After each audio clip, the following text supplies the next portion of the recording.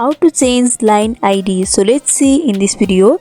Before moving forward, make sure to like this video and subscribe our channel for more videos like this. So as you know, you can create a line ID in your line account from where your friends can easily find you, but be informed that the line ID can only be created once, so you cannot change the line ID again. So if you want to change the line ID, then you have to delete your existing line account and you have to remake the account and create a new ID.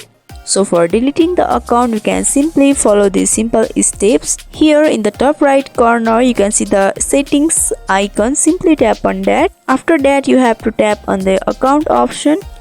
And scrolling down to the bottom, you can see the delete account option. You have to simply tap on that and you have to read over here that once you delete your account, you won't be able to log in anymore and you have to remake the account with the same phone number.